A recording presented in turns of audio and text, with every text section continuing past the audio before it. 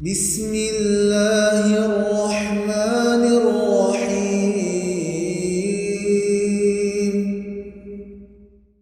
بسم الله الرحمن الرحيم. الحمد لله رب العالمين والصلاة والسلام على نبينا محمد وعلى آله وصحبه أجمعين. أما بعد. So Alhamdulillah, this is the revision session for the book Usūl Thalāthah, and we have previously finished the whole book, Alhamdulillah, and all the lessons are recorded and they are on the YouTube channel for anybody who wishes to go back and look at some of the lessons and revise the lessons.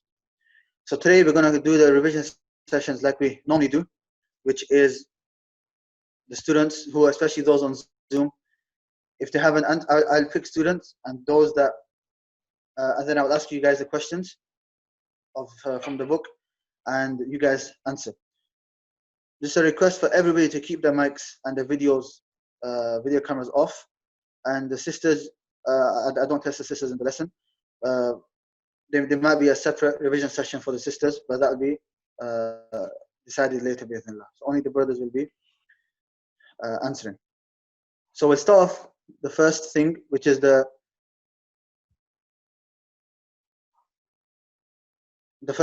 introduction to the book. So I'll start off with Abdul Karim. Abdul Karim, unmute yourself. Now, Abdul Karim, before we started this book, how many questions did we ask? 7. No, 5. We changed it to 5. Okay, these 5 questions.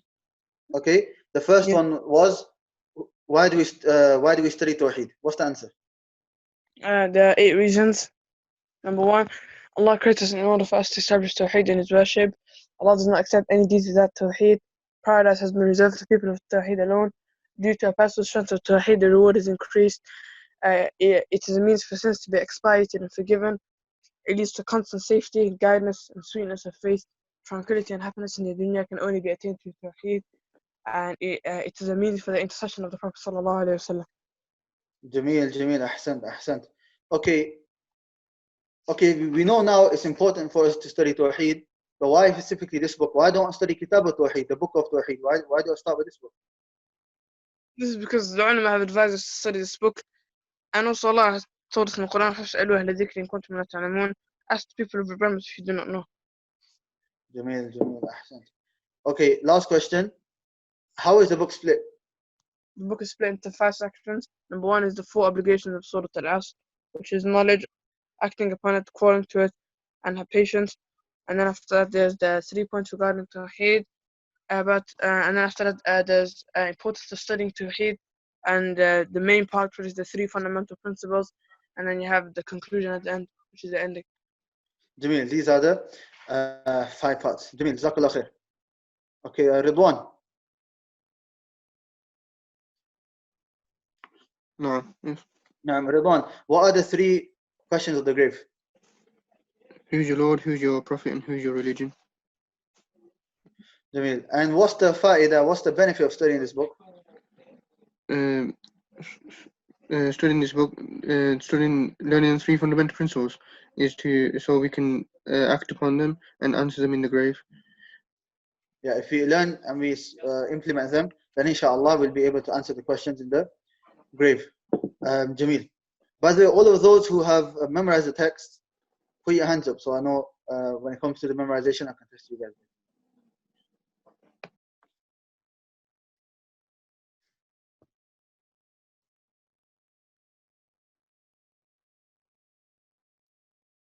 نعم عبد الفتاح. أستاذ. نعم recite the beginning of the matter. بسم الله الرحمن الرحيم. اعلم رحمك الله أنه يجب علينا تعلم 4 مسائل. الأولى العلم، وهو معرفة الله ومعرفة نبيه ومعرفة دين الإسلام بالأدلة. الثانية العمل به. الثالثة الدعوة إليه. الرابعة الصبر على الأذى فيه والدليل قوله الصبر على الأذى فيه. يسر الصبر على الأذى فيه، والدليل قوله تعالى: بسم الله الرحمن الرحيم والعصر إن الإنسان لفي خسر إلا الذين آمنوا وعملوا الصالحات وتواصوا بالحق وتواصوا بالصبر. قال الشافعي رحمه الله تعالى: لو ما أنزل الله حجة على خلقه إلا هذه السورة لكفتهم. وقال البخاري رحمه الله تعالى: باب العلم قبل القول والعمل. والدليل قوله تعالى: فاعلم أنه لا إله إلا الله واستغفر لذنبك. فبدأ بالعلم قبل القول والعمل.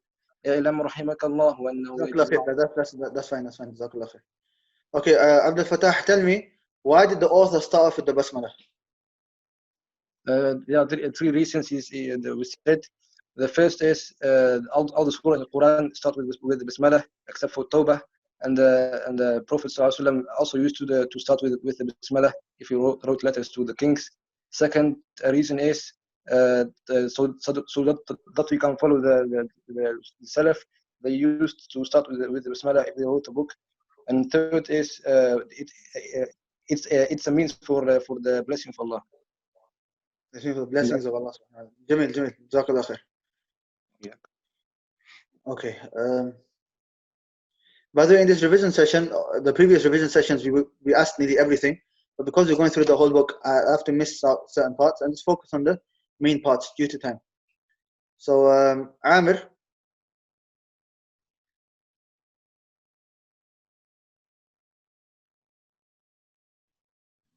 No. Now, okay, tell me, what are the conditions of giving da'wah?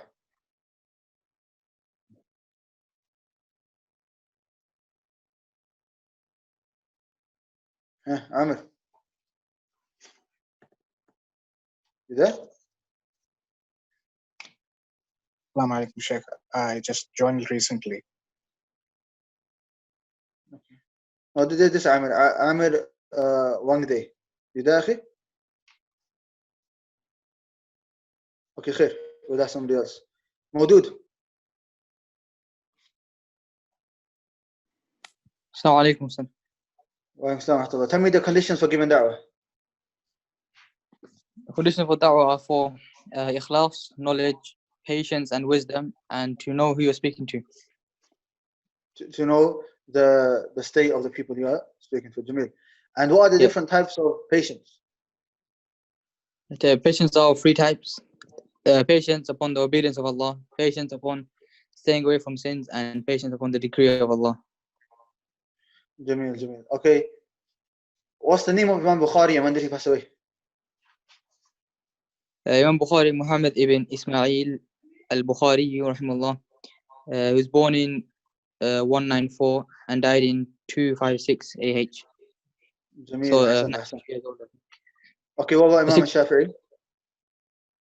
Imam Shafi'i, Muhammad ibn Idris al-Shafi'i, rahimahullah, born in 150 after Hijrah and died in 204. Ahsan. So how old was he? 54 years old. 54 years old now. Ahsan. Very good. Okay, Abu Waqas.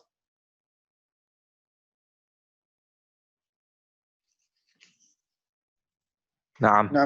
Recite the next part of the book. Where did he end again? He finished قال البخاري.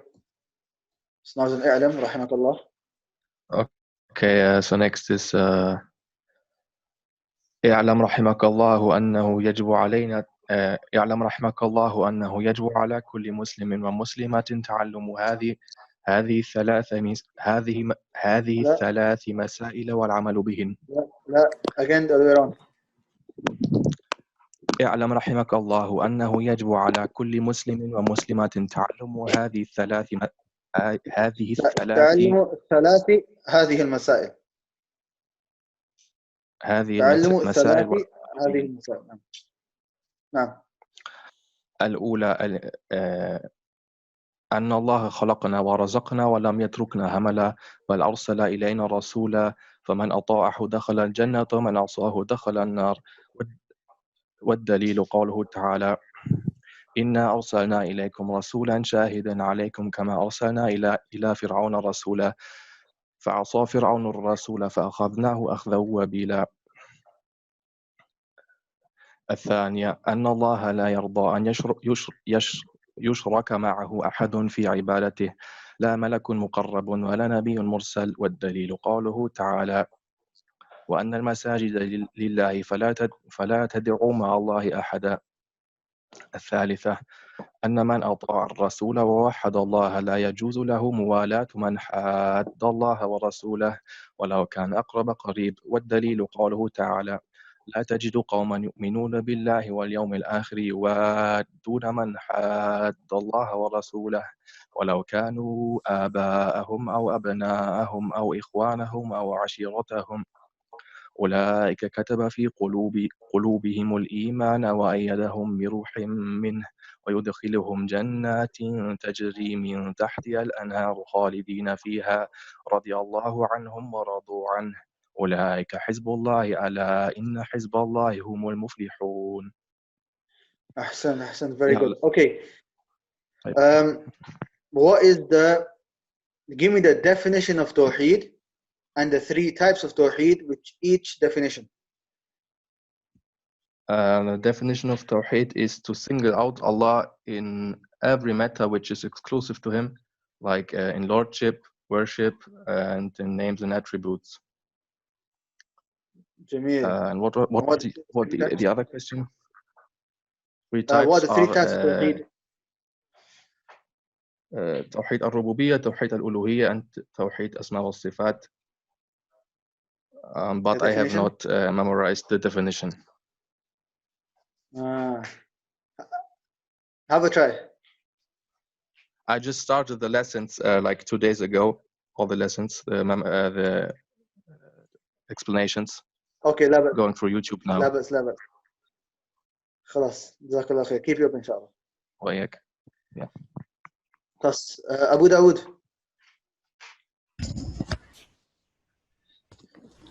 Finish off the question. Finish off the answer. About the Tawheed, the definition of Tawheed, you mean? The definition of the 3 types of Tawheed. 3 types of patience. لا, 3 types of Tawheed. 3 types of Tawheed. Tawheed is divided in 3 types. Tawheed al-Rububiyyah, Uluhiyyah, and Asma Sifat. Tawheed al-Rububiyyah is singling, it is the actions. It is dealing with Allah's actions. That is, He is like to affirm that He is a creator, sustainer, and controller of everything. Tawheed al-Uluhiyyah is the actions which people do to Him. That is the worship, the actions which are dealing with Him. Actions of ibadah. Tawheed al-Asma Sifat is to affirm every name, attribute, and action which Allah subhanahu wa ta'ala and His messengers affirmed for Himself without distorting the meaning or without explaining the true reality or without linking them to the creation, and one more thing, without negating them. There are 4. Without distorting, without negating, without describing, and without linking them to the creation. Likening. So without describing, meaning saying how, giving Allah how, and likening, meaning making like one of their creation. Okay, Jameel. But your definitions of Rububiyyah and Uluhiyyah, the meaning is correct, but we need it word for word. I mentioned when it comes to the explanation, you can memorize it generally, but when it comes to the definitions of terminologies, this has to be done word for word. Because like you mentioned, the ulama, they were very precise when it came to the definitions to make sure that it includes everything which needs to be included, and that nothing which is from outside the definition, nothing enters into it. So the definitions, you have to be very learn them word for word. Okay, but it's good. Okay. It's good. The answer was correct. Another question. Adnan. Yes. Okay, Adnan. Yes. Tell me. Tell me when it comes to the disbelievers. Okay. Muslims, when it comes to dealing with them, they're split into 3 types. Okay. So, are you asking about the 3 types of wala wal bara? I'm asking about the people. There are 3 types of people: 2 extremes and those in the middle. Okay, so the first type is complete hatred. Those people will say, like they interpret the verse, kill them wherever you see them, like they go and shoot everyone in the head that they see in the street. And then the second type of extreme love, like they say, oh, he's still like a human being, you know, you still, even if he publicly insults Allah and His Messenger, you know, he still loves that person. He doesn't like, he doesn't free himself from him. And then the third type is Ahlus Sunnah wal Jama'ah, which is the middle, which is the middle path of the two extremes. Oh, explain that. What does that mean there, the middle path? That means that you stick to whatever Allah subhanahu wa ta'ala and His Messenger and the Sahaba have, not the Sahaba, but like Allah and His Messenger have legislated for us and what the Sahaba carried out. Basically, like when it comes to, like, for example, the ayah where Allah subhanahu wa ta'ala says that Allah subhanahu wa ta'ala does not prohibit you when it comes to those who did not, you know, fight you when it comes to religion and kick you out of your homes and stuff like that, that you are kind to them. Indeed, Allah loves those who are kind. But for example, if someone publicly tries to attack a Muslim country, Muslims have listen. Stick to the explanation which is in the book. You're just making it long. We said the two extremes. One extreme, that get too close and they participate in their festivals, etc. And then the other extreme that hurt them and kill them, all of that. Those in the middle are what? Those that don't participate in the festivals and don't become too close, but at the same time they don't harm them, but they do free themselves from them. That's the middle part. Okay? We don't participate in the festivals, but at the same time we don't harm them. We give them da'wah with good manners and so on. Call them to tawheed, etc. Okay? So you don't need to make it long. That's why you stick to the book. That's enough, inshallah. Okay, inshallah. But you've understood. Okay. Then second part to the question, those on the middle path, they want to free themselves from shirk and its people. Yes. How do I free myself from shirk and its people?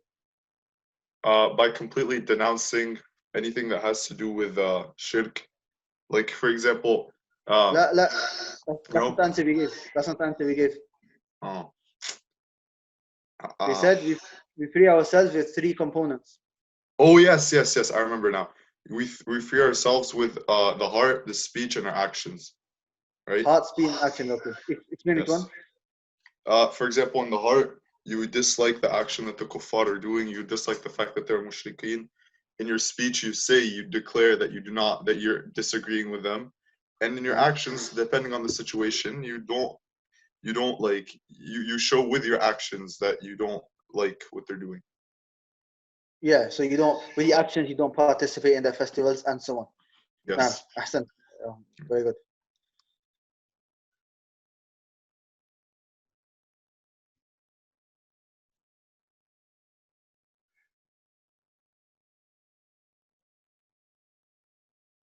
Okay, Ridwan, recite the next part of the matan.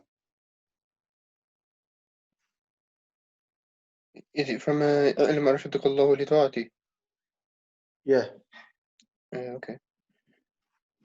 اعلم أرشدك الله لطاعتي أن الحنيفية ملة إبراهيم أن تعبد الله وحده مخلصا له الدين وبذلك أمر الله جميع الناس وخلقهم لها كما قال تعالى وما خلقت الجن والإنس إلا ليعبدون ومعنى يعبدون يوحدون وعدم ما أمر الله به التوحيد وهو إفراد الله بالعبادة وأعدم ما نهى عنه الشرك وهو دعوة غيره معه والدليل قوله تعالى واعبدوا الله ولا تشركوا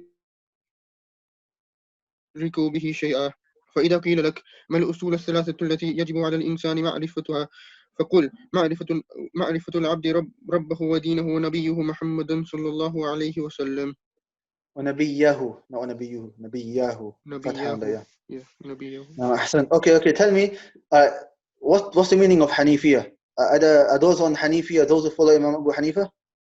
Al-Hanifiyya linguistically it means to not Hanafiyah. Hanifiyya, sorry. Hanifiyah, yeah. If you say Hanafiyah, then that means those who follow Hanifa. Al-Hanifiyya, to lean towards something, linguistically, Islamically, it is the path far away from shirk, and to lean towards at-tawheed. It is the religion. To lean against to lean or to go away from shirk and towards tawheed and iman. It's the religion of Ibrahim alayhi salam. Just the religion of Ibrahim? Okay, yes. Hanifi is the religion of Ibrahim alayhi salam. But is our religion different to Ibrahim's? The foundations are the same. Which is? To call to worship Allah alone. Okay. And okay, in here, tell me, I'm gonna ask you a few questions here, okay? Give me the definition of worship. Worship is ibadah. Ibn Taymiyyah rahimahullah said it is a comprehensive noun for everything which Allah loves and is pleased with, from His sayings and His actions, both hidden and apparent. Jameel. And what are the two conditions for an action to be accepted? Ittiba' and ikhlas. Which in English mean? Since you must be sincere in the action, and it must be in accordance with the Prophet's sunnah. Into the sunnah of the Prophet sallallahu alaihi Sallallahu wasallam. Okay. And in this ayah, وَمَا خَلَقْتُ الْجِنَّ وَالْإِنسَ إِلَّا لِيَعْبُدُونَ, Allah says, I have not created jinn or mankind except to worship me. What does it mean to worship me? To worship Him alone. Alone. Ibn Abbas said when the word worship is mentioned, it means tawheed. Yeah. Whenever the word worship comes in the Quran, it means to single out Allah in that worship, to do tawheed. Okay. So last question. What's the definition of shirk? And what I mentioned 3 differences between major shirk and minor shirk. The definition of shirk is to associate partners with Allah in worship. The difference between major and minor is that major takes you at the fold of Islam, while minor does not. Major shirk, if you die upon it, you'll abide in the hellfire forever, whereas minor shirk, you might go into the fire, but Allah, if Allah will take you out if He wills. And also minor shirk is not forgiven. Minor is. La. We said both of them. No. Come on, you mentioned major sin, major shirk takes you out of the fold of Islam. Minor shirk, major shirk, you stay in the hellfire forever. Minor shirk, after you've finished, you come out, inshallah. Yeah. Third one? There's a third one. I'll give you a clue. Something to do with your actions in the dunya. Something to do with your actions.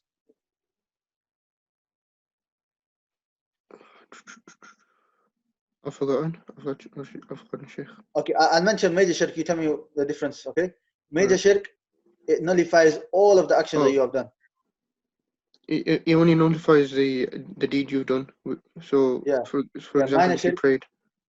Jameel. So, for example, let's say, just before I pass away, I commit shirk akbar. And if I die and I pass away on that, then no matter what I've done my whole life, I died upon shirk, so they're all nullified. But if let's say I pray salah, but in that one salah I show off, which is minor shirk, then it does not nullify the previous actions that I've done before that, the previous good deeds. Jameel, ahsan.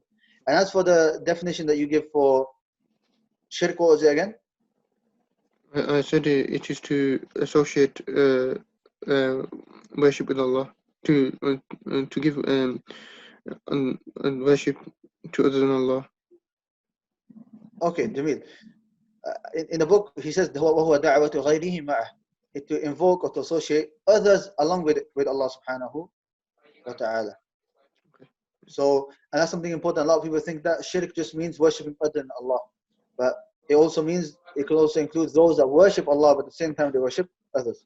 But yeah, Jameel, the answer is, on the right lines. Okay, ahsant.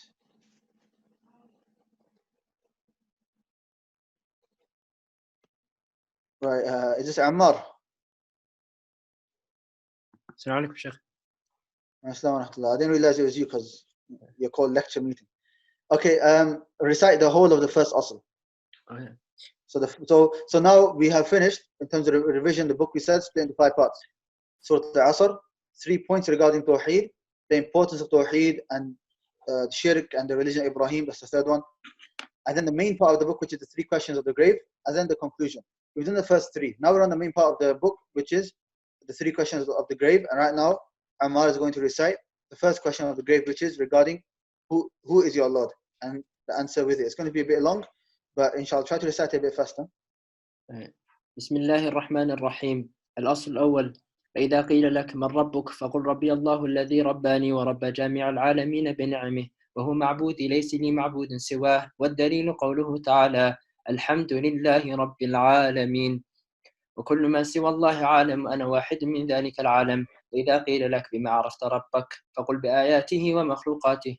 ومن آياته الليل والنهار والشمس والقمر، ومن مخلوقاته السماوات السبع ومن فيهن والأرضون السبع ومن فيهن وما بينهما. والدليل قوله تعالى: ومن آياته الليل والنهار والشمس والقمر لا تسجدوا للشمس ولا للقمر واسجدوا لله الذي خلقهن إن كنتم إياه تعبدون.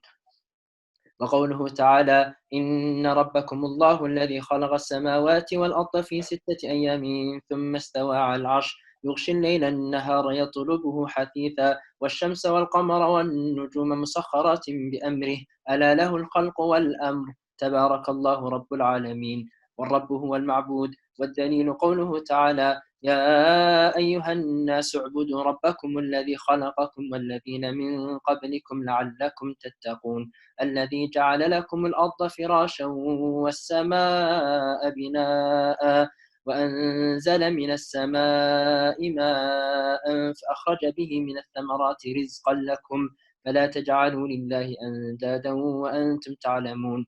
قال ابن كثير رحمه الله تعالى: الخالق لهذه الأشياء هو المستحق للعبادة.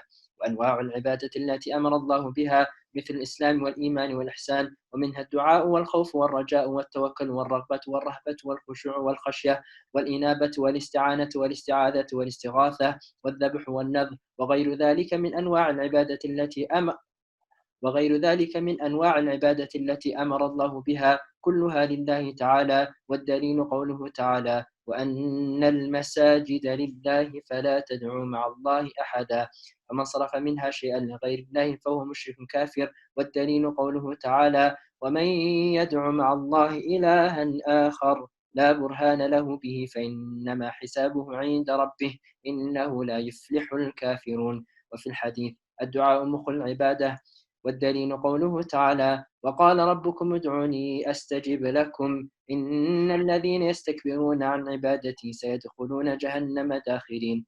ودليل الخوف قوله تعالى: فلا تخافوهم وخافون إن كنتم مؤمنين. ودليل الرجاء قوله تعالى: فمن كان يرجو لقاء ربه فليعمل عملا صالحا ولا يشرك بعبادة ربه أحدا. ودليل التوكل قوله تعالى: وعلى الله فتوكلوا إن كنتم مؤمنين. وقوله: ومن يتوكل على الله فهو حسبه. ودليل الرغبة والرهبة والخشوع قوله تعالى: إنهم كانوا يسارعون في الخيرات ويدعوننا رغبا ورهبا وكانوا لنا خاشعين. ودليل الخشية قوله تعالى: فلا تخشوهم واخشون. ودليل الإنابة قوله تعالى: وأنيبوا إلى ربكم وأسلموا له. ودليل الاستعانة قوله تعالى: إياك نعبد وإياك نستعين. وفي الحديث: إذا استعنت فاستعن بالله. ودليل الاستعاذة قوله تعالى: قل أعوذ برب الفلق وقل أعوذ برب الناس. ودليل الاستغاثة قوله تعالى: إذ تستغيثون ربكم فاستجاب لكم. ودليل الذبح قوله تعالى: قل إن صلاتي ونسكي ومحياي ومماتي لله رب العالمين لا شريك له. ومن السنة: لعن الله من ذبح لغير الله.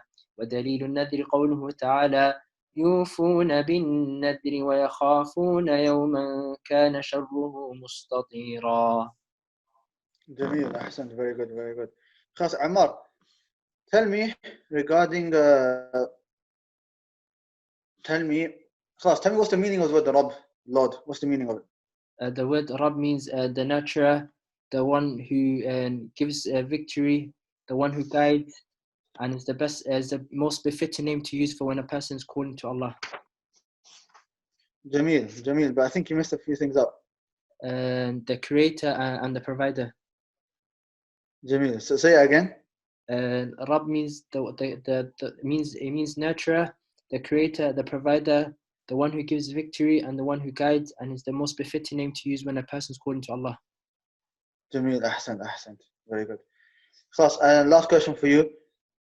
In the first 2 pages all the way until where he says قال ابن كثير رحمه الله, what is the Shaykh trying to prove? And the Shaykh tried to prove here that that from Tawheed al-Rububiyyah, by Allah creating us and creating the universe, and He's the only one and worthy of being worshipped. Ahsant.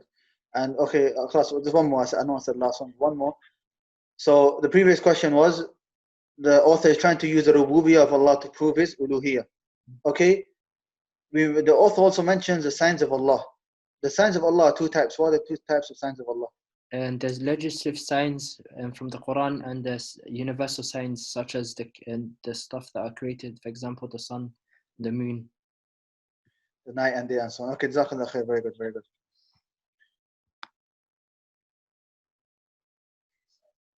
Okay,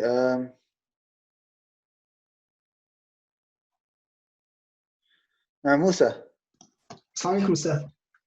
وعليكم السلام ورحمة الله. كيف حالك? How are you? الحمد لله بخير. How are you? Alhamdulillah. Okay, akhi. I need you to explain everything regarding dua. Okay, so a dua is split into two types, which is dua al-mas'ala and dua al-ibadah. So dua al-mas'ala, which means al-mas'ala means to ask. This is of two types. If you're asking for something, if you ask something only Allah can do, if you direct it towards other than Allah subhanahu wa ta'ala, then that's major shirk. However, if you're asking someone else, then it's if you're asking something which like someone else can do, like you ask someone method to open the door, then this is permissible based on four conditions, which is that person has to be hayyun hadir, he has to be alive, he has to be present, you have to ask him something which is within his ability, and you have to believe that he's only a means. And the other type of dua, which is dua al-ibadah, this is like the actions we do of worship, such as as-salah and as-zakah, and directing it towards other than Allah subhanahu wa ta'ala is major shirk.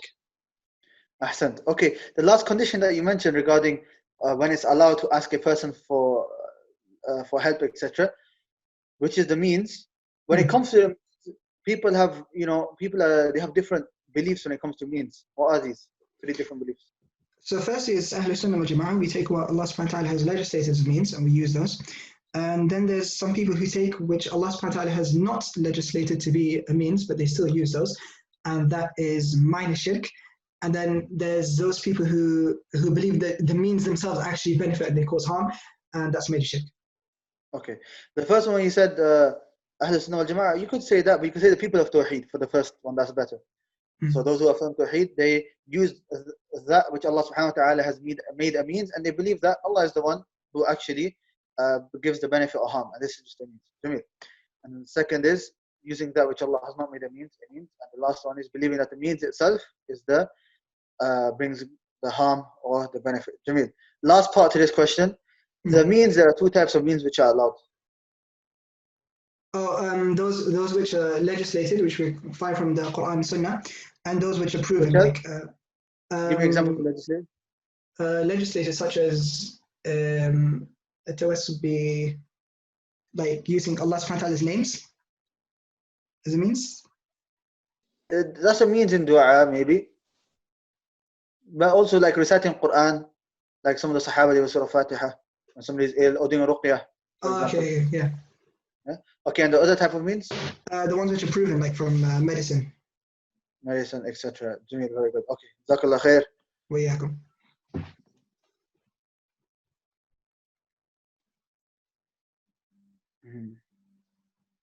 Don't worry, I know there's a lot of new students. I'm not going to pick the new ones. I'm trying to find those that come generally.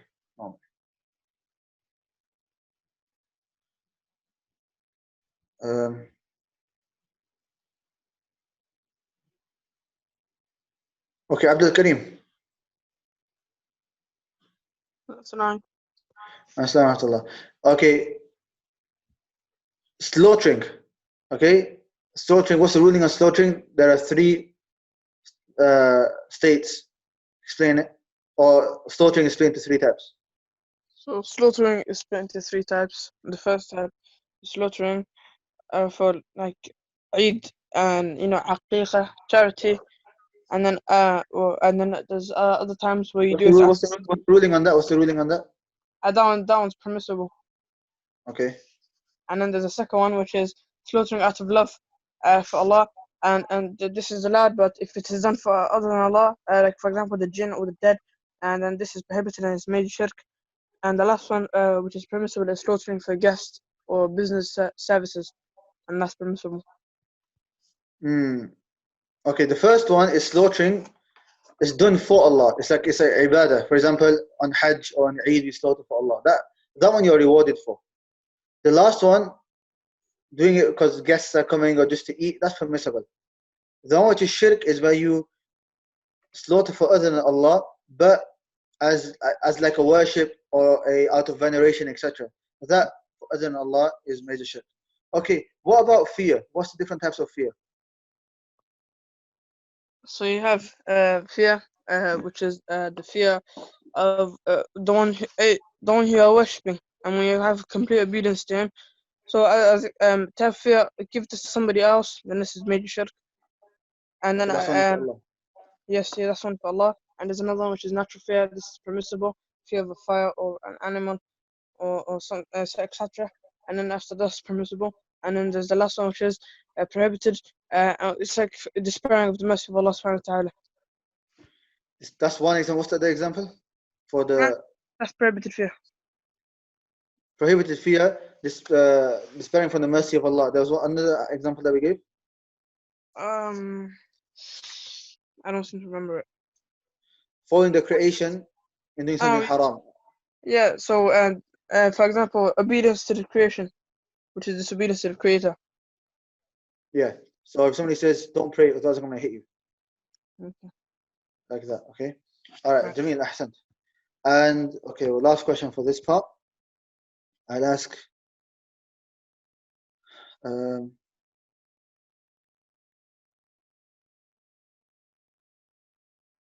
is that Adnan? Adnan, نعم أستاذ. give me the definition of tawakkul and its three components. The definition of tawakkul is to rely completely on Allah subhanahu wa ta'ala and not on anyone else. It has the three components, Allahu Alam. I'm not sure. If you knew the proper definition, then you can get the three components. Yeah. Without looking. Okay, without looking. Allahu Alam. I forgot. Khair. It's fine. Okay, Yalla Ridwan.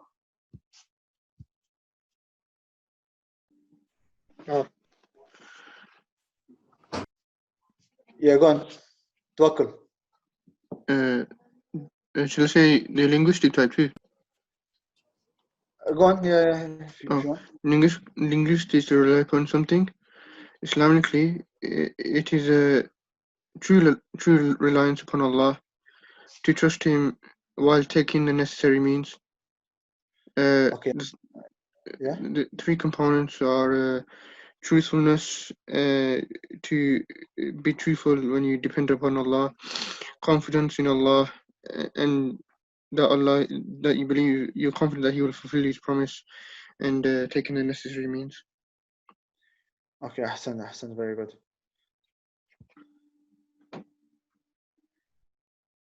So to be true in Allah, confidence in Allah, and taking the necessary means. Last question, Abdul Karim. Give me the conditions of Tawbah. You mentioned 5.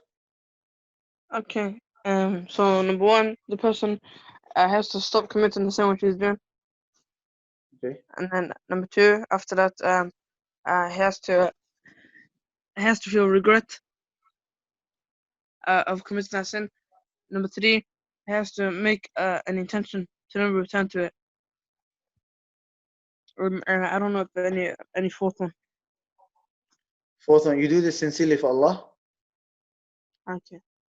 And the fifth one?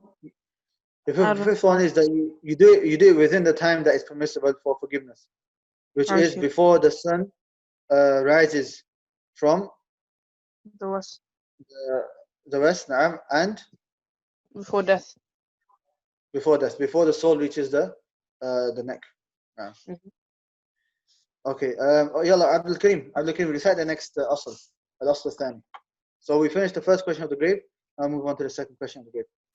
بسم الله الرحمن الرحيم. الأصل الثاني معرفة دين الإسلام بالأدلة، وهو الاستسلام لله بالتوحيد والانقياد له بالطاعة والبراءة من الشرك وأهله، وهو 3 مراتب: الإسلام والإيمان والإحسان، وكل مرتبة لها أركان، فأركان الإسلام 5: شهادة أن لا إله إلا الله وأن محمدا رسول الله، وإقام الصلاة وإيتاء الزكاة وصوم رمضان وحج بيت الله الحرام.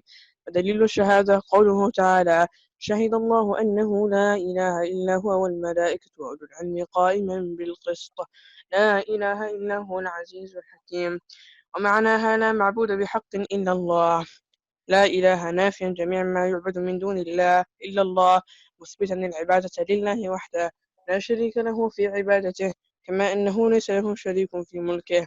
وتفسيرها الذي يوضحها قوله تعالى: وإذ قال إبراهيم لأبيه وقومه إنني براء مما تعبدون إلا الذي فطرني. وقوله تعالى: قل يا أهل الكتاب تعالوا إلى كلمة سواء بيننا وبينكم ألا نعبد إلا الله ولا نشرك به شيئا ولا يتخذ بعضنا بعضا أربابا من دون الله، فإن تولوا فقولوا اشهدوا بأننا مسلمون.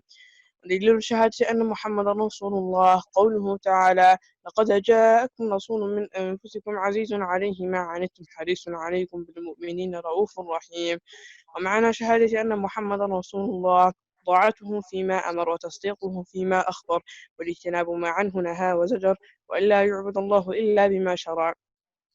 ودليل الصلاة والزكاة وتفسير التوحيد قوله تعالى: وما أمروا إلا ليعبدوا الله مخلصين له الدين حنفاء أو يقيموا الصلاة ويؤتوا الزكاة وذلك دين القيمة. ودليل الصيام قوله تعالى: يا أيها الذين آمنوا كتب عليكم الصيام كما كتب على الذين من قبلكم لعلكم تتقون. ودليل الحج قوله تعالى: ولله على الناس حج البيت من استطاع إليه سبيلا ومن كفر فإن الله غني عن العالمين.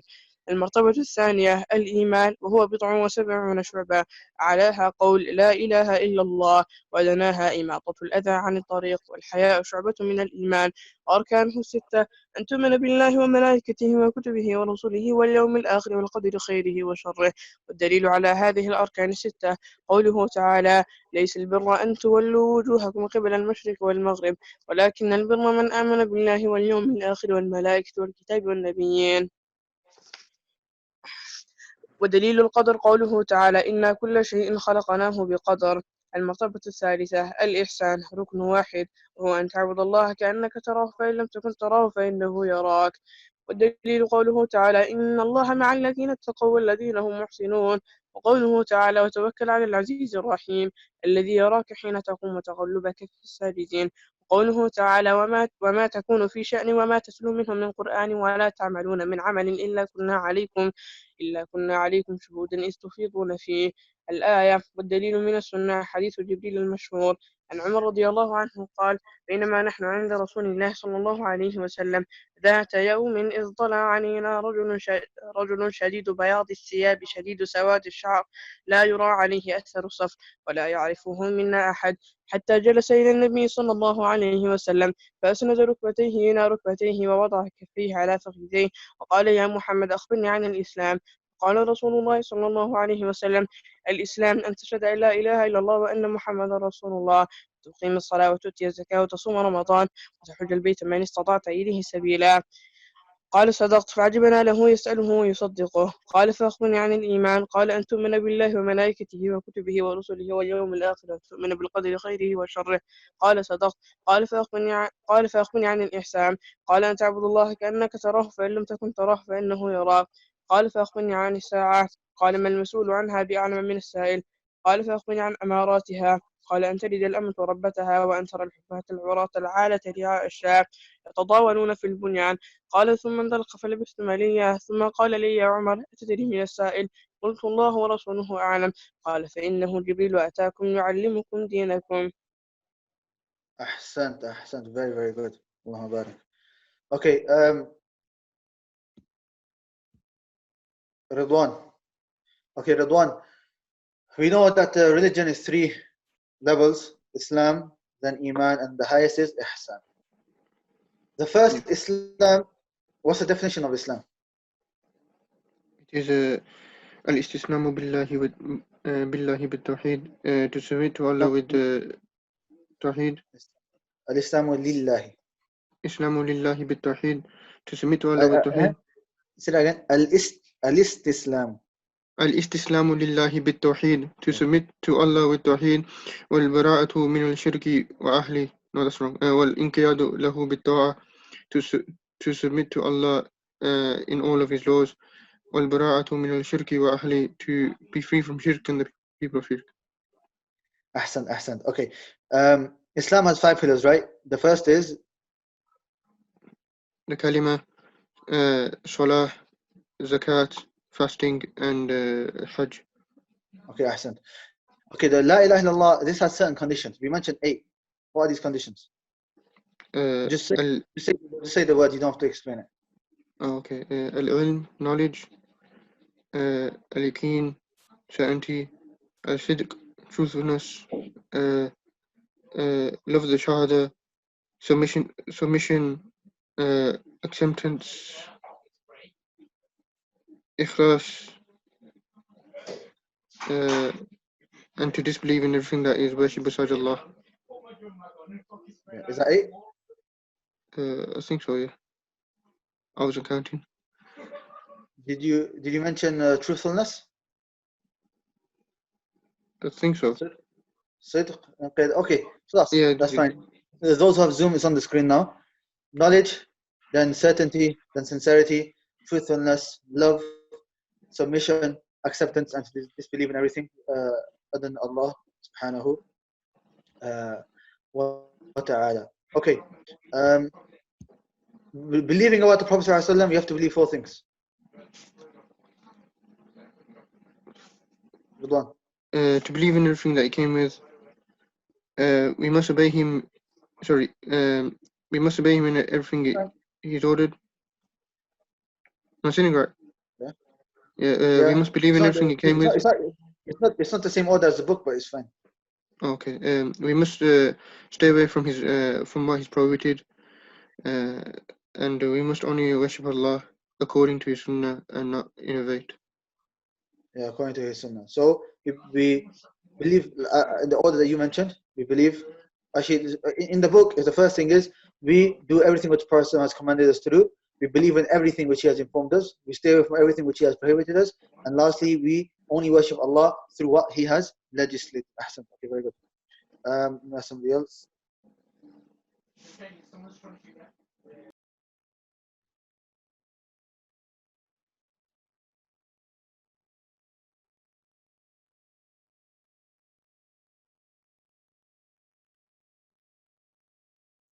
Okay.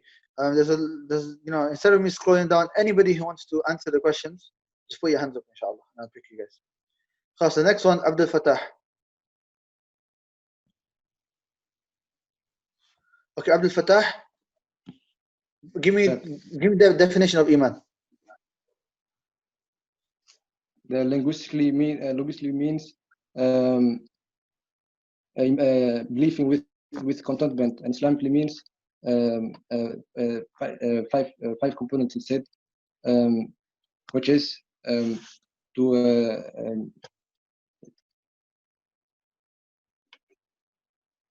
believe in the heart. So statement on the tongue, to believe in the heart, and action on the limbs, and it increases with obedience and decreases with disobedience. Okay, give me the 2 levels of ihsan. Ihsan has 1 pillar and 2 levels. First level is ibadah al-mushahada. So this is worship Allah out of love and longing for His reward, and it is the high level. Second, ibadah al-muraqabah. It is worship Allah out of fear and flee from His punishment, and this is the lower level. Okay, ahsan. Okay, jazakallah khair. Musa.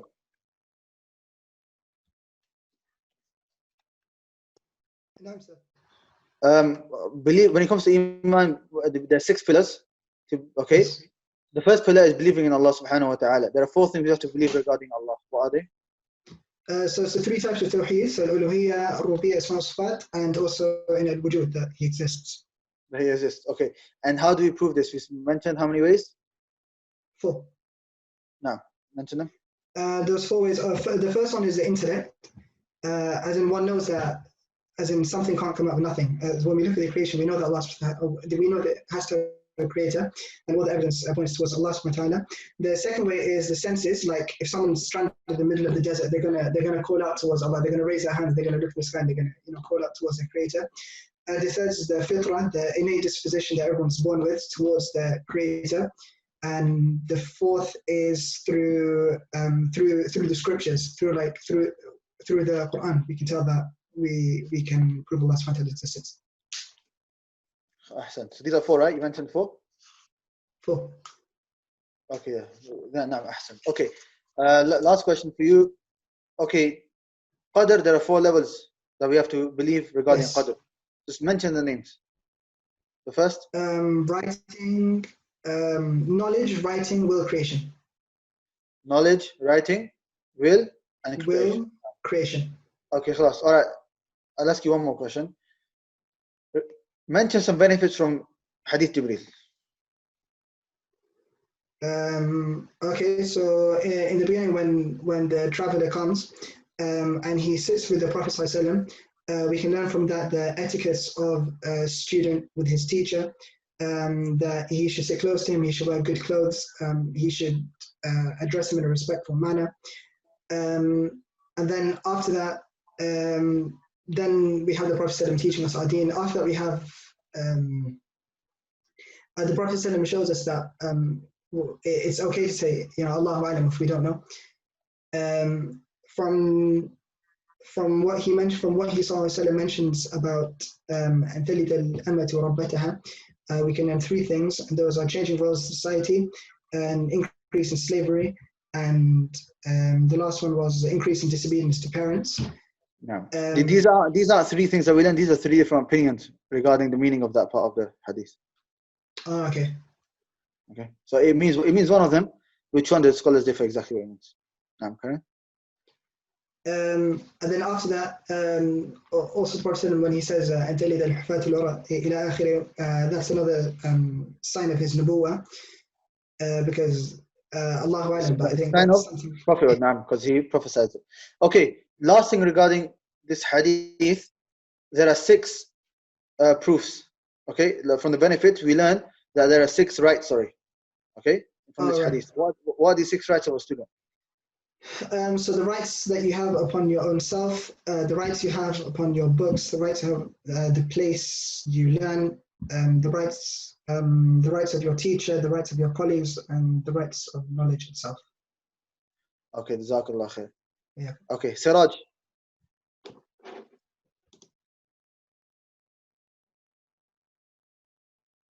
Siraj, unmute yourself.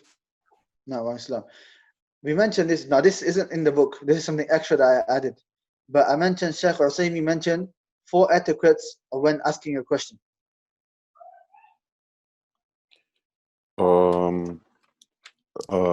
I think you should only ask the question if it will benefit the other students, and you should ask it like as a question and not like as a statement. And for the other 2, I'm not sure. Afwan. So it's no problem. This is a bit of a hard question because it's not actually in the book. Something extra I added. Khalas, we'll ask Ammar. The person should ask himself why they're asking the question to benefit themselves and others, to ask in a manner that's appropriate, at appropriate time and at appropriate time, and ask inappropriate in a suitable time and in a suitable manner. Suitable manner. Yeah, khalas. These are 4, right? Okay. All right, barakallah fiqh. What we're going to do now, inshallah, we're actually going to take a little break. Okay? We're going to take like a 2-minute break. Anybody needs to go to the bathroom, get some water, stretch. And we're going to come back in 2 minutes. We finish off the book. Finishing off the book will only take maybe 15 more minutes. And then at the end, there's a quick exam that we will take with Allah. So we'll take a 2-minute break. Subhanakallah wa hamdaka, ashhadu an la ilaha illa anta, astaghfiruka wa atubu ilayk. On my those that can see the Zoom is Now, Ridwan, send it again. The exam I mentioned is in the end of the book. It's at the end of the book. We're going to get to it. Okay, Bismillah ar-Rahman ar-Rahim. Alhamdulillahi Rabbil Alameen. Wassalatu wassalamu ala nabiyyina Muhammad wa ala alihi wa sahbihi ajma'een. Amma ba'd. So, just before we carry on with the questions, just to the last part where I asked Ammar, which are the 4 principles of asking a question. Just to clear it up, if it wasn't the most clear. The first, there are 4. These 4 Shaykh Al-Saymi mentioned, there are more, but because his book Ta'zim al-Ilm is a beginner's book, he didn't mention everything. The first is to think yourself, why are you even asking the question? What's your intention behind it? Secondly, is the question beneficial, or is it just something that's going to waste time? So, what are you asking? First, why are you asking? Second, what are you asking? The third, is this an appropriate time to ask the Shaykh? He's busy, has he got an exam, is he angry, has something happened, is he thinking about something else? And lastly, number 4 is, okay, how to ask the Shaykh. How do you actually ask the Shaykh? These are 4. The first is why are you asking, secondly, how to ask, what are you asking, the second is what are you asking, the third is the state of the Shaykh, and the fourth is where you ask a question. Okay, so alhamdulillah, with this we have finished 2 questions of the grave. Now what's left is the last question of the grave, and we can get Ammar to recite. Ammar.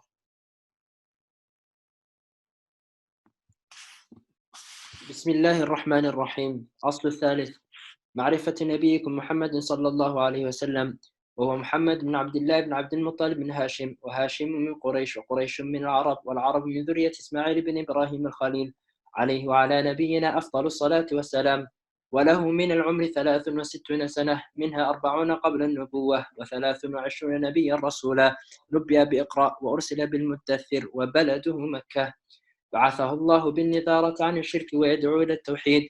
والدليل قوله تعالى: يا أيها المدثر قم فأنذر وربك فكبر وثيابك فطهر والرجس فاهجر ولا تمنن تستكثر ولربك فاصبر. ومعنى قم فأنذر ينذر عن الشرك ويدعو إلى التوحيد، وربك فكبر أي عظمه بالتوحيد، وثيابك فطهر أي طهر أعمالك عن الشرك، والرجس فاهجر الرجس الأصنام، وهجرها تركها وبراءة منها وأهلها. أخذ على هذا 10 سنين يدعو إلى التوحيد، وبعد العشر عرج به إلى السماء، وفرضت عليه صلوات الخمس، وصلى في مكة 3 سنين، وبعدها أمر بالهجرة إلى المدينة. والهجرة الانتقال من بلد الشرك إلى بلد الإسلام، والهجرة فريضة على هذه الأمة من بلد الشرك إلى بلد الإسلام، وهي باقية إلى أن تقوم الساعة. والدليل قوله تعالى: إن الذين توفاهم الملائكة ظالمي أنفسهم قالوا فيما كنتم، قالوا كنا مستضعفين في الأرض، قالوا ألم تكن أرض الله واسعة فتهاجروا فيها، أولئك مأواهم جهنم وساءت مصيرا، إلا المستضعفين من الرجال والنساء والولدان لا يستطيعون حيلة ولا يهتدون سبيلا، أولئك عسى الله أن يعفو عنهم وكان الله عفوا غفورا. وقوله تعالى: يا عبادي الذين آمنوا إن أرضي واسعة فإياي فاعبدون. قال البغوي رحمه الله: سبب نزول هذه الآية في المسلمين الذين ببكة لم يهاجروا ناداهم الله باسم الإيمان. والدليل على الهجرة من السنة قوله صلى الله عليه وسلم: لا تنقطع الهجرة حتى تنقطع التوبة، ولا تنقطع التوبة حتى تطلع الشمس من مغربها. فلما استقرت. والدليل على الهجرة من السنة قوله صلى الله عليه وسلم: لا تنقطع الهجرة حتى تنقطع التوبة، حتى تنقطع التوبة، حتى تنقطع التوبة، ولا تنقطع التوبة حتى تطلع الشمس من ولا تنقطع التوبة لا تنقطع حتى تطلع. أفتح حتى دود له فتحة إن أجرمية وتجي شيء، وحتى في بعض المواضع أفتح حتى دودها زي فتحة، تطلع في جزء حتى before it is with الضمة. ولا تنقطع التوبة حتى تطلع الشمس من مغربها. فلما استقر بالمدينة أمر ببقية شرائع الإسلام، مثل الزكاة والصوم والحج والأذان والجهاد والأمر بالمعروف ونهي عن المنكر. أخذ على هذا 10 سنين. والأمر بالمعروف ونهي عن المنكر. أخذ على هذا 10 سنين. وتوفي صلى الله عليه وسلم ودينه باق، وهذا دينه لا خير إلا دل الأمة عليه، ولا شر إلا حذرها منه، والخير الذي دل عليه التوحيد وجميع ما يحبه الله ويرضاه، والشر الذي حذرها منه الشرك وجميع ما يكره الله ويأباه. نعم كريم. بعث الله إلى الناس كافة وافترض طاعته على جميع الثقلين الجن والإنس، والدليل قوله تعالى: قل يا أيها الناس إني رسول الله إليكم جميعا وأكمل الله به الدين، والدليل قوله تعالى: اليوم أكملت لكم دينكم وأتممت عليكم نعمتي ورضيت لكم الإسلام دينا، والدليل على موته صلى الله عليه وسلم قوله تعالى: إنك ميت وإنهم ميتون ثم إنكم يوم القيامة عند ربكم تختصمون. أحسنت. Okay. عبد الكريم.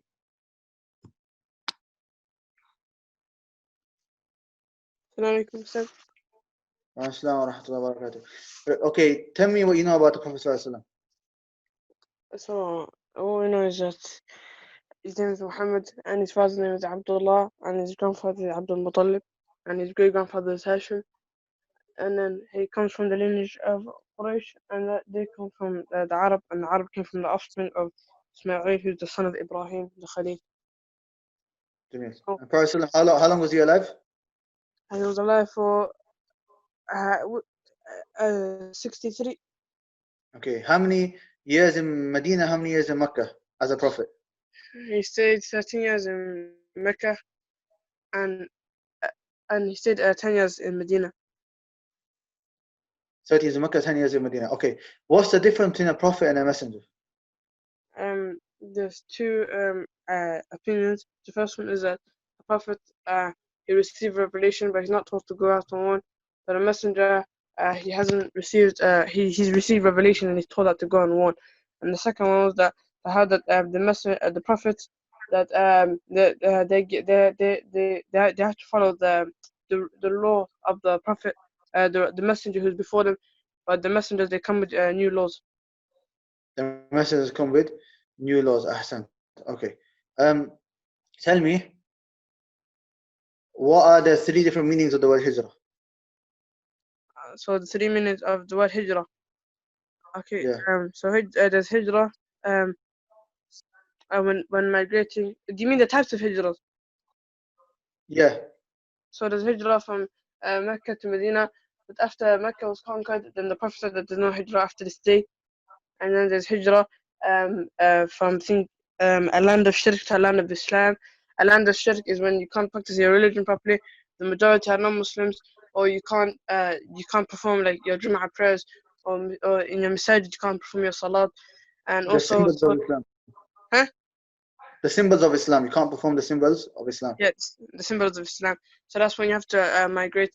And then the last one was that you have to migrate from actions, times, places, and people. So for actions, okay, jazakallah khair, khalas. And okay, what are the levels of muharramat? Levels of those things which are haram. So you have major shirk, takes ones out the fold of Islam. Minor shirk, yeah. And minor shirk doesn't take one out. It doesn't take one out the fold of Islam. And then after that you have major sins. It's every sin which is subjected to a punishment, and minor sins are sins which are not subjected to a specific punishment. Jameel. Major sin to a punishment in the dunya or in the akhirah, or the curse of Allah, or the anger of Allah. Okay, Jameel. And is the Prophet ﷺ alive at the moment? Give a dalil with you. I know he has passed away, and the proof is in when Allah said, إنك ميت وإنهم ميتون ثم إنكم يوم القيامة عند ربكم تختصمون. Which means? You will die and they will die, and then you should come on the day of judgment to dispute before your Lord. Okay, Jameel, ahsan, jazakallah khair. Musa, no, sir. have you memorized the text? Yeah, I haven't revised it a bit, but I memorized it, yeah. خلاص, if I tell you to read, can you do it? Inshallah. Alright, from وَالنَّاسُ إِذَا مَاتُوا يُبْعَثُونَ till the end. Okay, bismillah.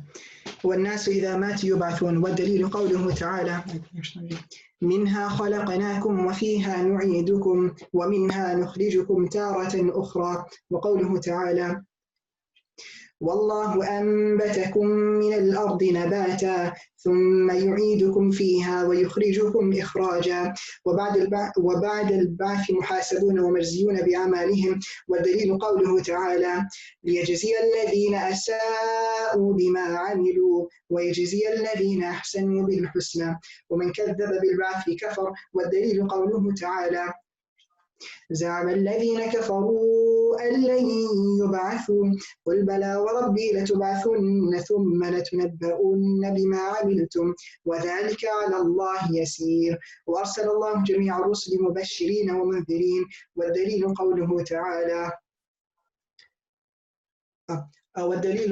تعالى رسلا مبشرين ومنذرين لئلا يكون للناس على الله حجة بعد الرسل وكان الله عزيزا حكيما. نعم كلام.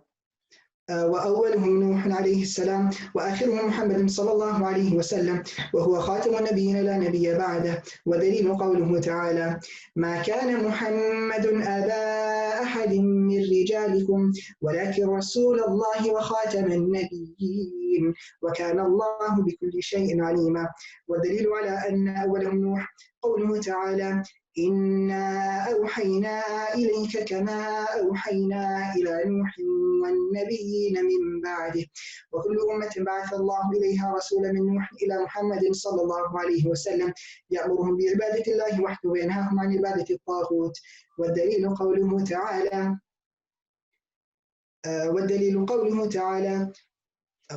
إذا ولقد بعثنا نعم والدليل قوله تعالى ولقد بعثنا في كل أمة رسولا أن يعبدوا الله واجتنبوا الطاغوت وافترض الله على جميع العباد الكفر بالطاغوت والإيمان بالله قال ابن القيم رحمه الله تعالى معنى الطاغوت ما تجاوز به العبد حده من معبود أو متبوع أو مطاع والطواغيت كثيرة ورؤوسهم 5 إبليس لعنه الله ومن عبد وهو راض ومن دعا الناس إلى عبادة نفسه ومن ادعى شيئا من علم الغيب ومن حكم بغير ما أنزل الله ودليل قوله تعالى لا إكراه في الدين قد تبين الرشد من الغي فمن يكفر بالطاغوت ويؤمن بالله فقد استمسك بالعروة الوثقى لا انفصام لها والله سميع عليم وهذا معنى لا إله إلا الله وفي الحديث رأس الأمر الإسلام وعموده الصلاة وذروة سنامه الجهاد في سبيل الله والله أعلم. جزاك الله خير بارك الله فيك. Apparently you said وكان الله بكل شيء عليما.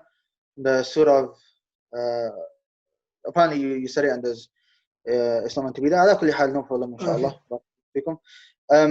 Okay. خلاص مودود I'm asking you a few questions. We'll finish off with this إن شاء الله. السلام عليكم.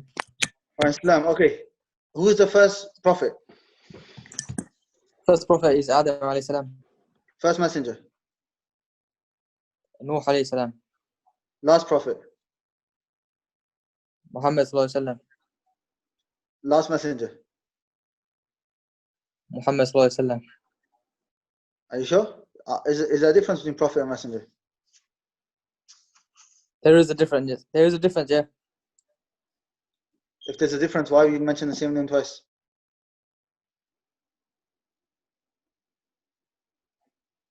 Because the Prophet was a prophet and a messenger. He's a prophet and a messenger. Yep.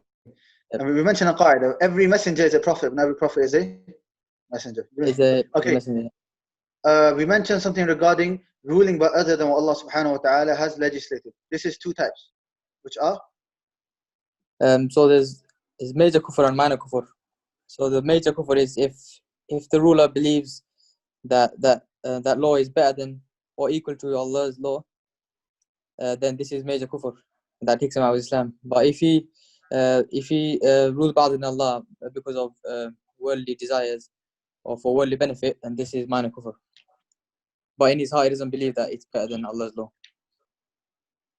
Jamil, Jamil. Okay, and Ibn Qayyim divides jihad into 4 types. What are they? Jihad against the nafs, jihad against shaitan, jihad against Ahlul Bidah, and the kuffar, against the kuffar. Okay, just to point out, the Arabic that I've got, okay, the jihad against kuffar is first, and jihad Ahlul Bidah comes last. Okay, that's in the Arabic that I have. However, so we'll have to check exactly which one is, but we stick to the Arabic. The Arabic is the asl. Okay. Okay, alhamdulillah, with this, we finished the revision of the book. Here, if everyone can follow me on Zoom and those on Instagram, the PDF, page 72. The Sheikh now, he basically summarizes the whole book in 3 pages. Okay? So, as you can see, 4 points regarding Surah 2, Al-Asr, and he mentions them. Okay?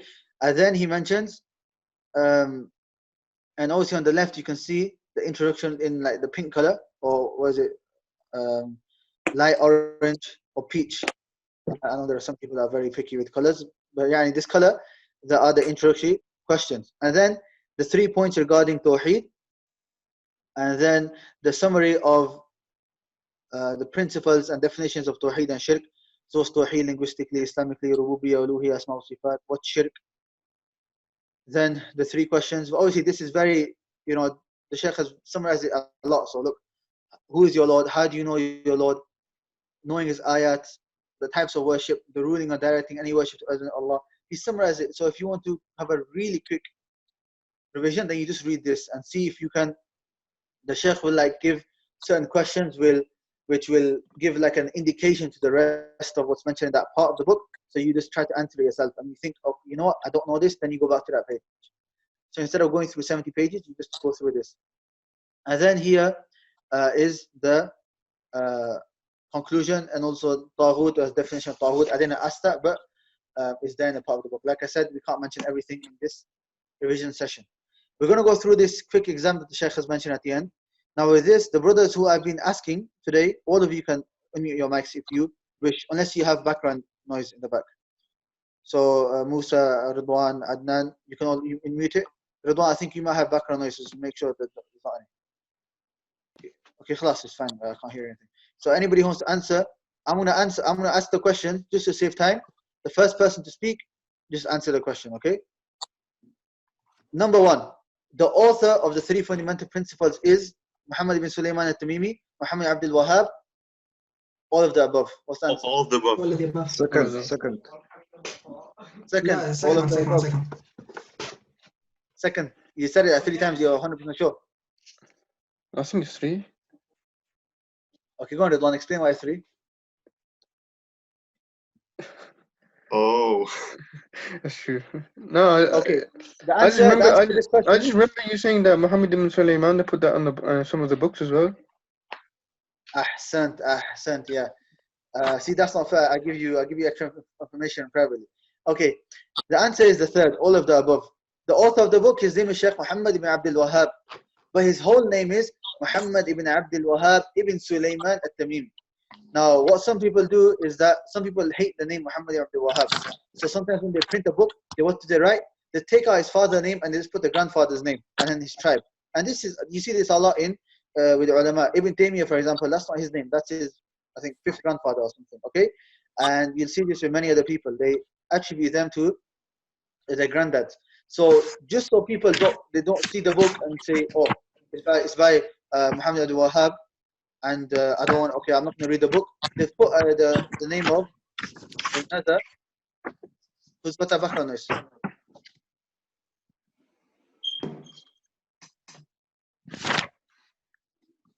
Amir, that's yours. Be careful. Okay, so just so people don't run away from the book, they've put Muhammad ibn Sulaiman al-Tamimi, and this is from the hikmah of the people who print these books, because what's important is what's inside the book. And as you can see, every point there's an ayah. There are some people that they do a half an hour khutbah and not one ayah is mentioned. Okay, whereas the Shaykh, every point ayah, every point hadith. Now, Is that clear? Yes. Okay. Yeah. Number 2, the three fundamental principles are basically the questions of the grave. True. True or false? True. Okay. True. True. The author makes dua for the reader in the book in 2 places or 3? 3. 3. Okay. The books of the author are distinguished by the simplicity, the points mentioned generally and then in detail, proof from the Quran and Sunnah, makes dua for the students, clarifies doubts. Many scholars have explained this book, asks and answers questions, important questions. Allah placed acceptance for this book. All of the above. All of the All of above. the above. All of the above, number 9. Very good. Number 5, studying Tawheed is fardu kifaya, a communal obligation, or fardu ain, individually. Fardu ain. فرض عين. Fardu ain, jameel. Number 6, the proof for the 4 points is Surah Al-Baqarah, Surah Al-Ikhlas, Surah Al-Asr. Asr. Surah Al-Asr. Good. Whoever studies but does not act upon that knowledge, they are imitating the Christians, Jews, all of the above. The Jews. The Jews, because they are knowledge and they don't act upon it. Okay, number 8, patience is divided into 2 parts or 3 parts? 3 parts. Okay. Number 9, the meaning of Imam Shafi'i's statement is Surah Al-Asr is sufficient to establish the proof, or is sufficient as a surah and we do not need the rest of the Quran? It is sufficient to establish the proof. Number 1, very good. Number 10, whoever believes in one of the types of Tawheed only and not the rest, is considered to be worshipped. He is not considered to be worshipped Allah alone. True or false? True. True.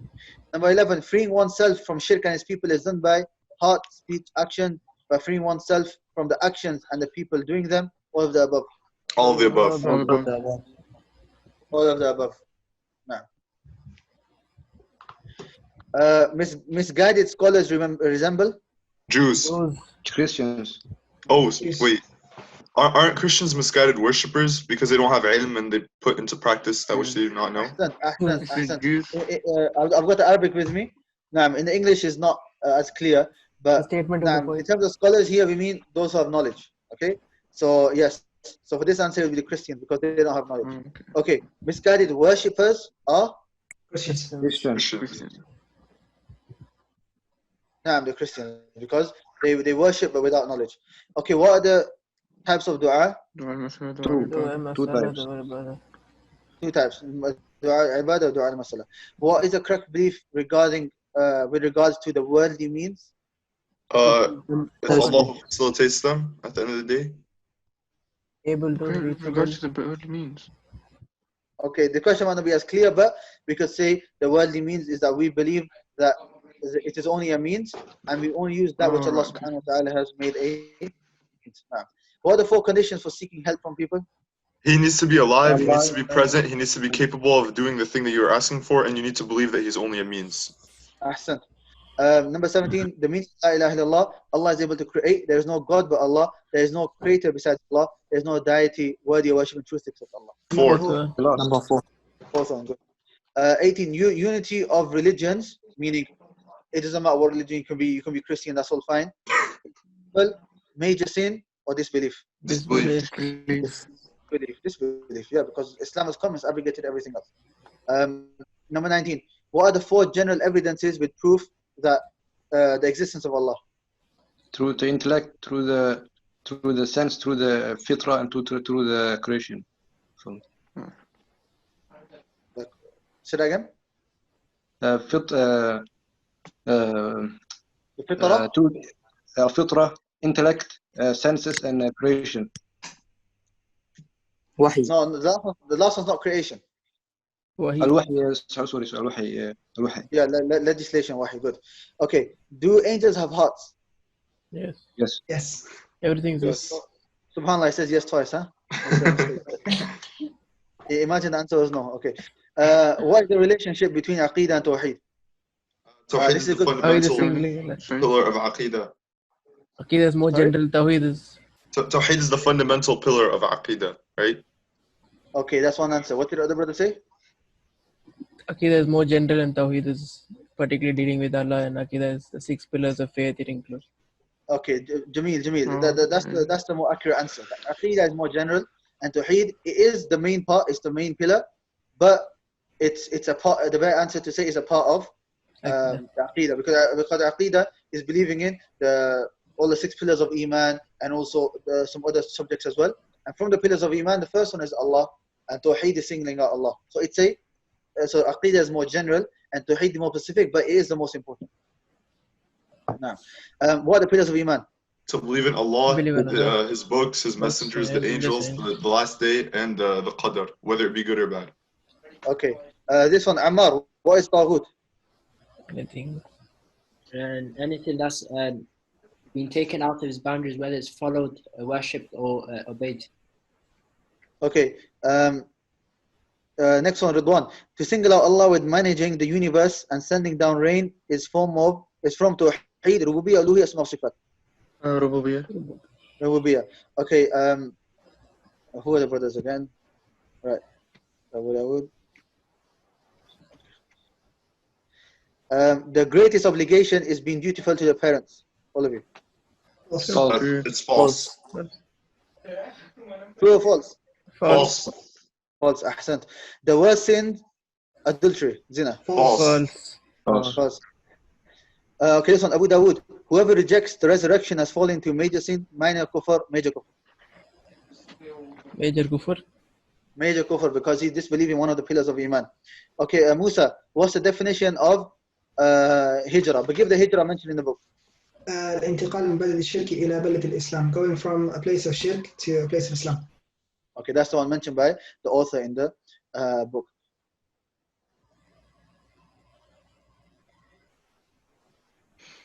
Okay, Mawdud, hijrah is no longer valid after the conquest of Mecca, or valid until the Day of Judgment?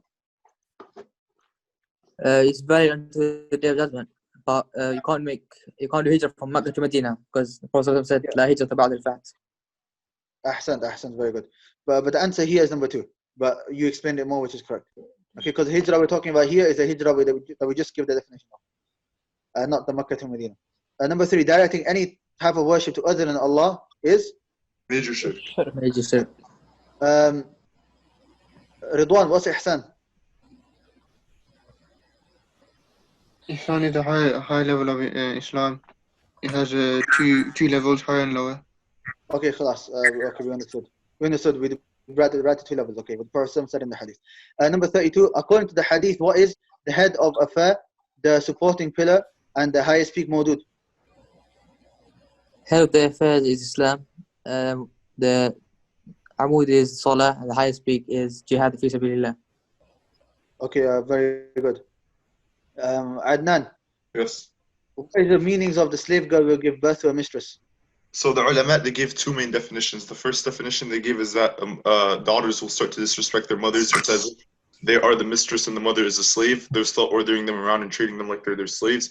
And the second definition is that a lot of conquests will take place to the point where a man who is, conquering a country will take certain women as his concubines, and then the daughters that are born from those women will become will start to rule they will rule over their mothers. And the arjah is the first one, right? The first definition. Okay, and where did you get this explanation from? Sheikh Uthman al-Khamis, Hafidahullah. Hafidahullah. But in this lesson, we stick to the book. Okay.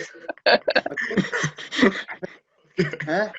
Masha, if you want, I can mention 10 different opinions to you. Ibn Hajar, I don't know how many he mentioned. I think he mentions 8 in Fath al-Bari. But the point here is not mentioning all of them. It's mentioning sticking towards the book. We have a syllabus. Huh? Plus, there are three mentioned in the book. Ammar, what are the 3 mentioned in the book?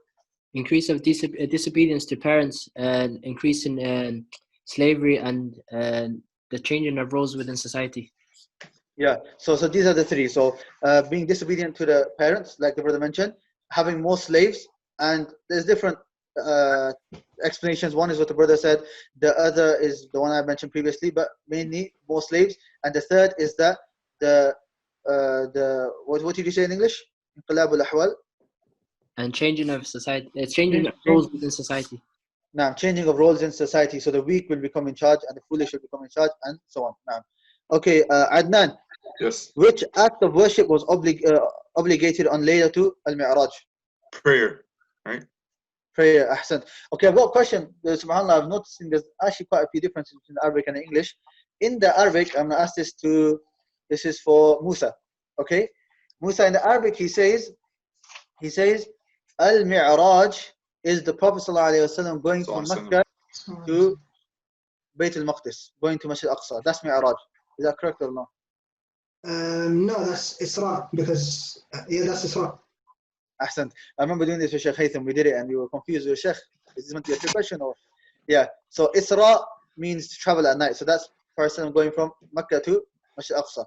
And Mi'raj is the Prophet ascending to the heaven. Subhanalladhi asra bi'abdihi laylan min al-masjid al-haram ila masjid al-Aqsa. Like in the first ayah of Surah Al-Isra. Okay, Jameel, let's carry on. Who is the biggest taghut? All of you.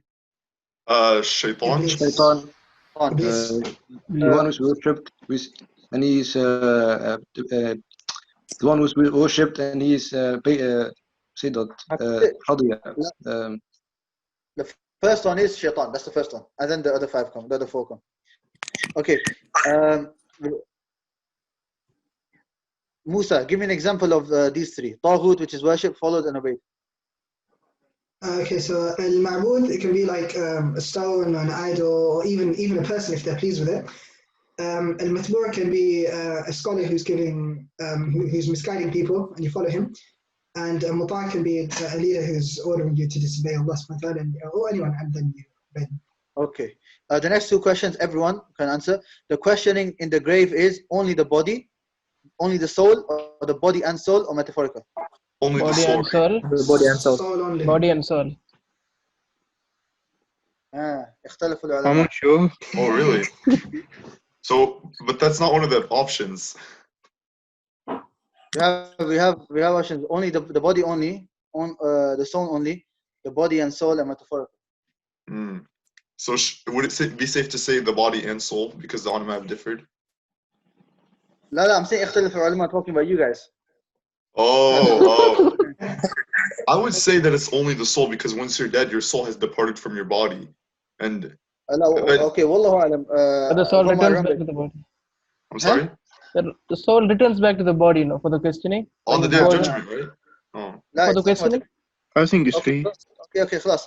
From what I remember, it's body and soul. It's both. It's an actual. Okay. But والله أعلم, I'll have to check. I'm not 100% sure. So just put a mark next to it, and I'll send the answer into the WhatsApp group later, inshallah. Sure. Okay, the first prophet is Nuh, Adam alayhi salam. Okay, this one. Okay, this is mashallah Sheikh's doing all this. Have a quick look at it. Now we have to match list A to list B, and this is the last page, I believe. Okay, the two conditions for validity of worship. Which one is that? Sincerity and following the sunnah. Sincerity and following the sunnah. Okay. Wait. Okay. Let me see if I can.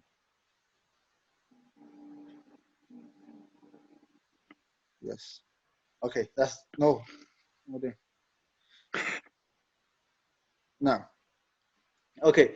Tawakkul. Which one's tawakkul? It is the It is the truth and rely upon Allah while fully trusting Him and taking the means. Okay. The time when repentance is no longer valid. When the sun rises from its west and when you die. Yeah. Which is right above, right? Second last. Is it? I can't see it. Oh, there it is. Okay. By the way, I'm not going over these questions myself since I did it with the Sheikh. So, Iman on the last day comprises of? Believing in everything which will happen after death. Okay, let me change the color because I got confused. Man, there's no colors. There is. Do you know the base is color? Oh, okay. I clicked on that. Look, it doesn't come up. Okay, Oh, it doesn't matter.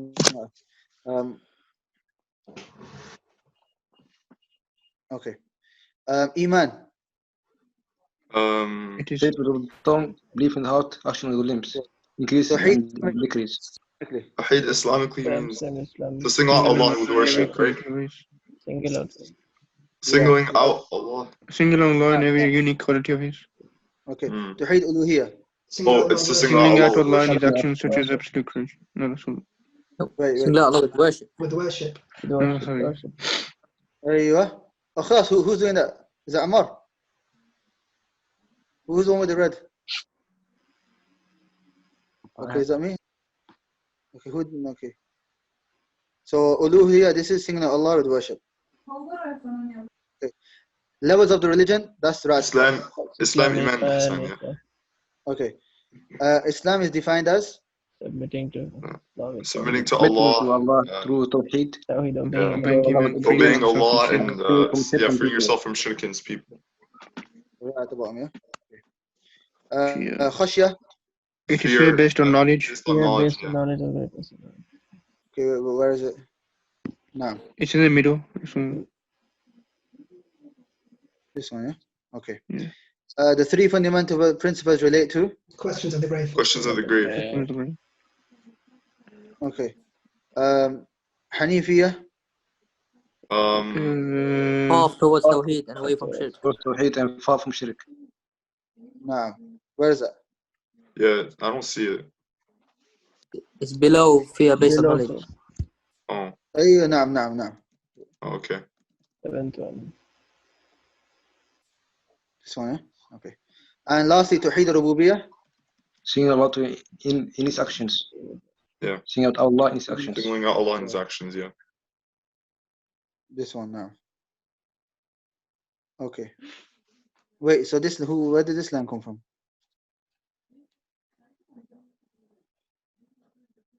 In one screen sharing. No, we know the questions are right. These lines are confusing. Ala kulli hal, we all know the answers, yeah?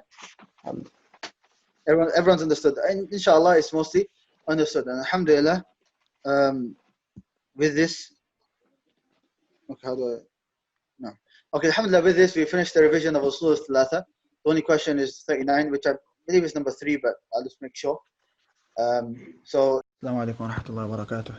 Alhamdulillah, we finished Usūl Thalāthah. The last question, which is question number 39, the answer is, as I said, number 3, and which is that it's an actual punishment on the body and the soul. Not just body, not the soul, not metaphorical. The Mu'tazila, they're the ones that deny it, etc. But it's on the body and the soul. Naam. I was 90% sure, but like the ulama say, if you even a little bit unsure, you say you don't know. But alhamdulillah. So that's something very for us to think about regarding this book, and that we should act upon it so that we do not get punished in the grave. We ask Allah subhanahu wa ta'ala to save us from this punishment, bi'idhnillah. And tomorrow, inshallah, 7 p.m. UK time, the syllabus will be announced. Jazakallah khair for everyone for attending. The next book, inshallah, is Al-Qawa'id Al-Arba'ah, and the 4 principles of shirk. And inshallah, everything will be sent into the group, bi'idhnillah. But as some brothers wanted a little holiday or little time to relax, we'll give a week or 2 off. I myself have a lot of paperwork to do, and I'll be traveling soon as well. So we'll take 1 or 2 weeks off, inshallah. And when the next classes start, it'll be sent into the WhatsApp groups and also uploaded onto Instagram. The poster for the syllabus, inshallah, will be out tomorrow. Let's say, what's a good time everyone's available? What time? 7 p.m. UK time, is that okay? Inshallah. Yeah.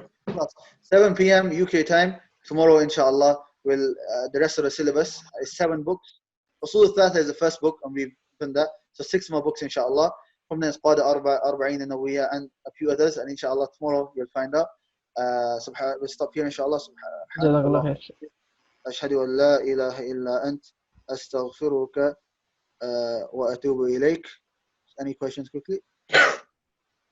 Naam, on those on Instagram, message humble reminders. He has a PDF on his account, etc.